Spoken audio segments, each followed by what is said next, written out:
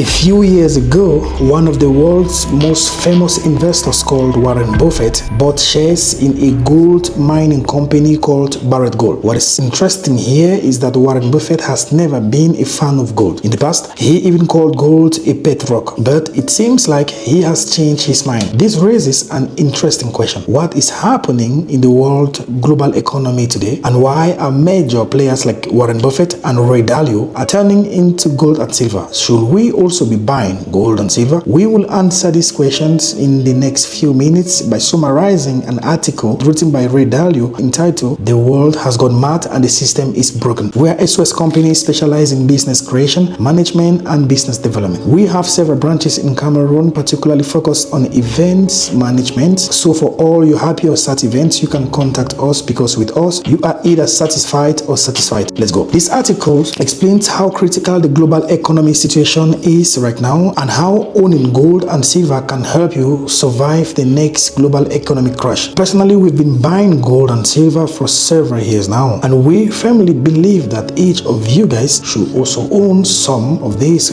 precious metals to protect yourself against the stupidity of governments. You might be wondering how we know that gold and silver will perform well in the upcoming months and years. It's true that we don't have a crystal ball to see the future, but we have history. We can look at history because history is a crystal ball. The more you look back, the better you can see the future. As Churchill once said, what is happening today is new. The only difference is that it's happening on a global scale. It has happened many times in the past, and it has always ended with gold and silver as winners. There is no single piece of historical evidence showing that paper money backed by government has survived, but gold and silver has always prevailed. Now, let's move to Dalio's article to better understand the current economic situation and understand why gold and silver will play an important role. We will go through the main points of the article and explain them to you guys in simple terms. Point number 1, free money. Dalio begins the article by saying that money is free for those who are credit worthy, because the investors lending them money are willing to receive less than what they give. Most precisely, investors lending to solvent borrowers accept very low or even negative interest rates and don't require their capital to be repaid anytime soon. They do this because they have a massive amount of money to invest, money that has been forced into the system by central banks. Now, you might ask, how is that possible? Because the last time I applied for a loan in the bank, my request was rejected. What Dalio is referring here to are mainly the beneficiaries of money printing, large banks and financial institutions. He is not talking about you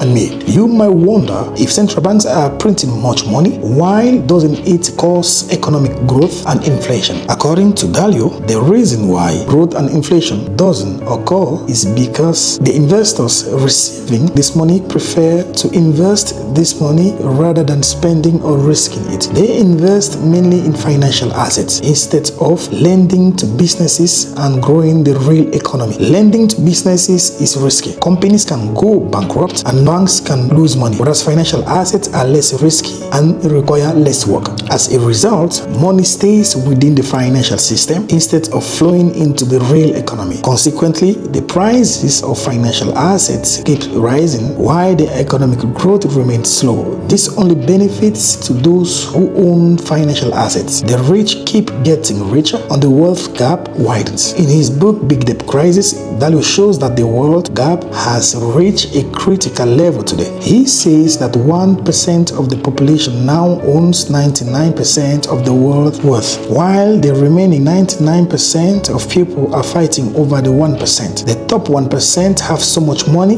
that they don't even know what to do with it, while the 99% have very little. This is one of the main reasons why Dalio says that the system is broken and capitalism is not longer working for the majority. Point number 2, public deficits and money printing. Dalio points out that At the same time, there are large public deficits, and it is almost certain that they will increase dramatically. This means that the government will have to sell massive amount of new debt which cannot naturally be absorbed without raising interest rate, something that will be devastating for the market and the economies because the world today is heavily indebted. Let's explain this with a simple example for you guys to understand. Let's suppose your friend earns 2,000 euros and wants to borrow from you 500 euros. You look at his income and says, I will lend you at a 5% interest. A few months later, without paying you back 500 euros, he comes back to you asking for another 5,000. Now, he looks like a risky borrower since his income hasn't increased, but his debt has. To compensate for the higher risk, you raise the rate to 10%. So later he comes back to you asking for another $10,000. Now you will say, come on. You realize that he hasn't paid back the previous loan and his debt keeps growing. So you either double the rate to 20% or you just stop lending him money at all. Now, we need to understand that most Western governments are now in the same position as that risky friend. Consumers, corporate and government debts are all at a record high, and an increase in interest rate will be devastating. And that's why policymakers are unlikely to allow rates to increase. But if interest rate don't rise, who will continue to lend money to such a risky clan as governments at the same low rate? The answer is simple. They will just print more money. Dario says, the money will almost certainly come from central banks that will buy the newly issued debt with freshly printed money. This dynamic in which financial logic is thrown out the window will continue and probably accelerate, especially in countries with reserve currencies like the United States, Europe and Japan. Point number 3. Pension funds and healthcare in trouble. In the third part of his article, Dalius discusses the growing problem faced by pensions and healthcare system. He says that pensions and healthcare payments will increase dramatically while those responsible for paying them will not have enough money to meet their obligations. Because there isn't enough money to cover these obligations, there will likely be a fierce battle over how to fill the gap. 1. By either cutting benefits, 2. by raising tasks, or 3. by printing more money. You need to understand that none of these options is good, but money printing is the easiest because it's the most hidden and disguised form of wealth transfer. Dalio believes that the first two options, which are cutting benefits and raising capital, are politically unpopular and they directly affect the voters and could lead to protests. So government will likely choose the third option, which is printing more money because it's easy and largely invisible to the public. When government prints money to pay their debt, they are actually stealing money from the citizens. For example, if someone owes you $1,000 and secretly steal money from you to repay you, you wouldn't know where the money is coming from. That's how money printing works. The government gives you the money he promised you. Let's say 500 euros in pension. But once you go to the supermarket, you realize that 500 euros is no longer buying what it used to be buying. The government benefits because debt is nominal, meaning it doesn't adjust for inflation. For instance, if you have a fixed 30 years mortgage of 3 million and hyperinflation hits, your salary and prices will rise dramatically, but your debt stays the same. In such a case, the borrower benefits and the lender loses. Today, the biggest borrower is the government, and the creator of inflation is also the government. Therefore, governments benefits most from inflation. Point number 4. Unprofitable companies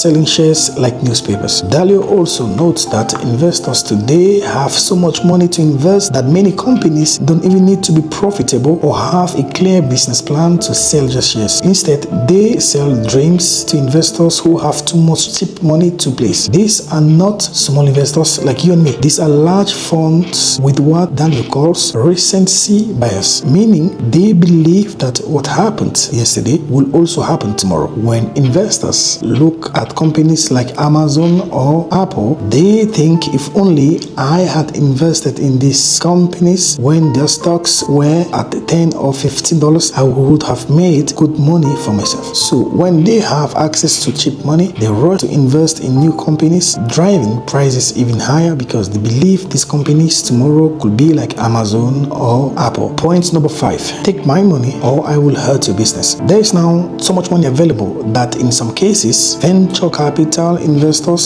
force startups to take their economies, threatening to instead fund their competitors if they refuse to take this money. So even companies that already have enough cash accept more fundings just to avoid competition. They then use this cheap money to buy back their own shares, pushing stocks prices even higher. You might wonder why investors behave this way. It seems irrational, but it makes sense when you understand that these funds must invest this money in order to get management commission fees. If they keep too much uninvested cash, they will lose these fees. That's why Dalio says this cycle of endless money transfer among investors is understandable but completely unsustainable. He concludes the article by saying that this entire set of circumstances is unsustainable and cannot continue as it has since 2008. That's why he believes that the world is approaching a major paradigm shift. You may now ask what all this means for us and what you should do with your money. Listen now, we can tell you what to do and you shouldn't just take